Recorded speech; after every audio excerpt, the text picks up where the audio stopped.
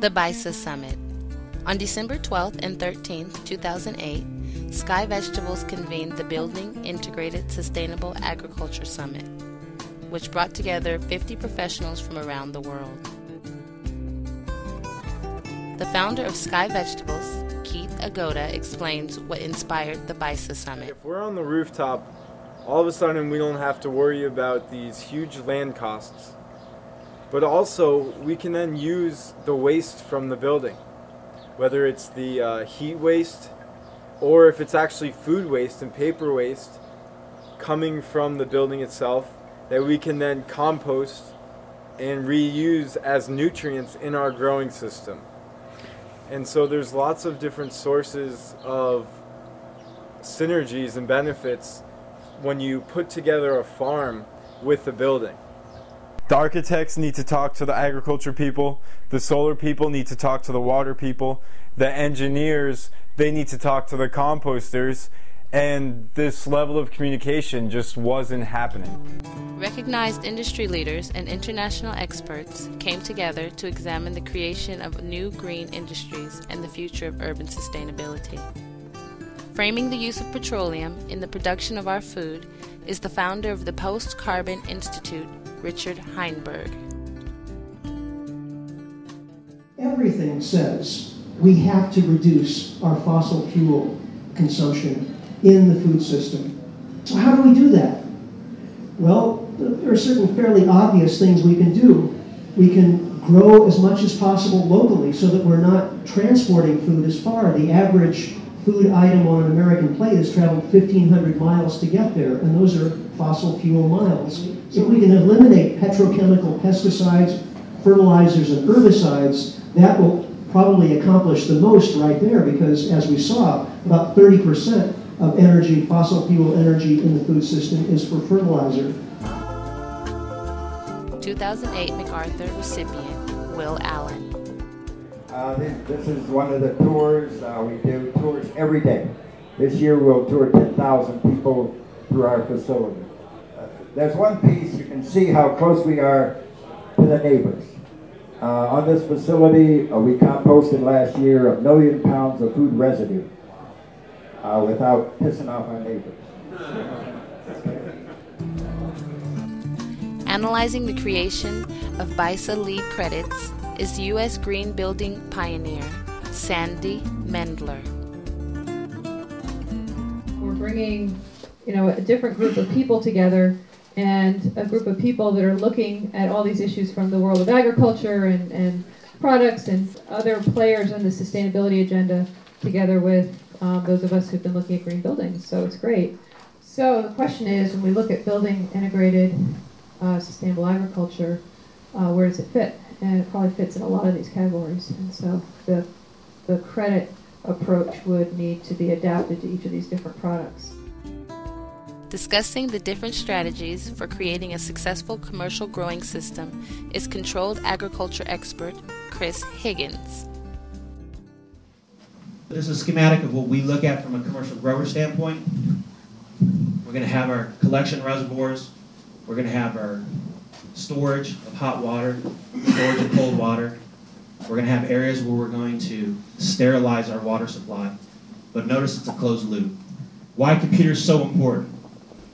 It can provide you, if you have the right system, it can provide you with one-touch control of climate, water, energy, and labor. One of the things you can do with a greenhouse is pretty much guaranteed food safety and get certified that your food has been, is safe to consume. I would really look at food safety as an area of creating a unique brand. The ISA Summit fostered the necessary communication for urban communities to begin taking the first steps to develop a rooftop farming project. Pioneering lightweight rooftop greenhouses and web-based monitoring systems are seasoned mechanical and structural engineering firms, Arup and Methuen. We've actually personally taken on at Arup this question, how do we get food on buildings? It's right up the sustainability alley, if you will. So we took on a pet project at our New York office. This is actually the rooftop of the building that our New York office is housed in. So first, Hassan's going to talk about structure. Ideally, what you want to do is just keep the structure separate and not come in and open up your existing building or the roof. Anytime you do that, you run into trouble. We were assuming to be financially viable, we needed year-round growth.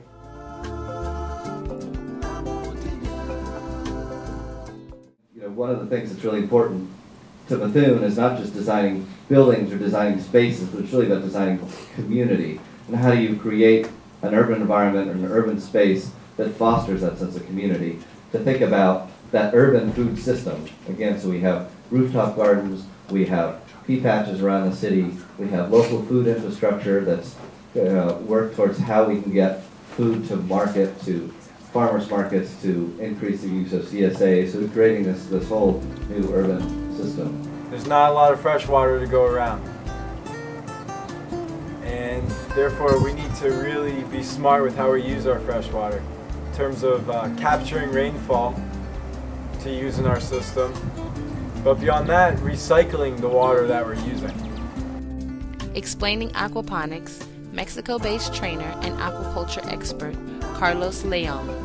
For the people that don't know, the aquaponics, well, it's a combination of fish and plants, specifically aquaculture, which is the culture of fish, and hydroponics is the soils plant culture. So it's both of them. And this is the general process of the aquaponics.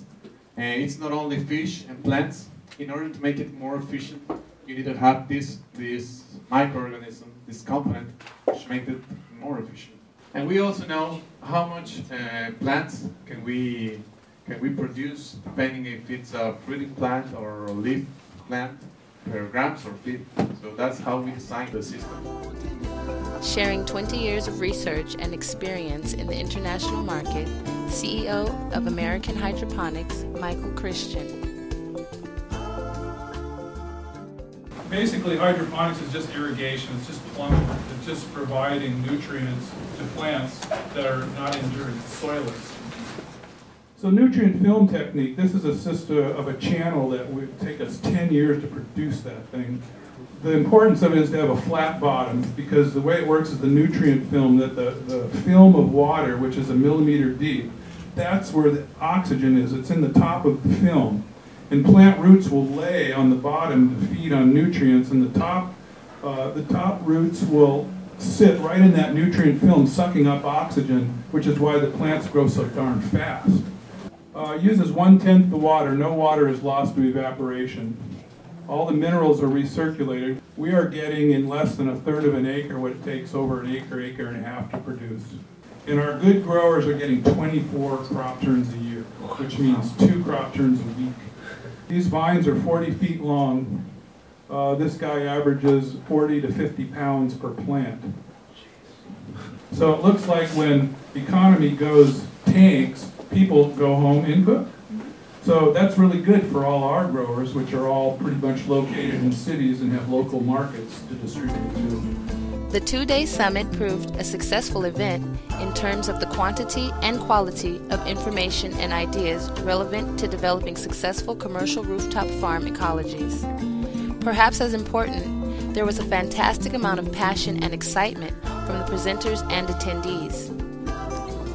We talk a lot about sustainability, but we will never relate to nature in a truly sustainable manner until we give back to nature in a closed loop all of the nutrients that she needs to sustain us, capturing all of the nutrients in our waste and making these nutrients available to the life processes that support us is surely our first and most important obligation as citizens of planet Earth.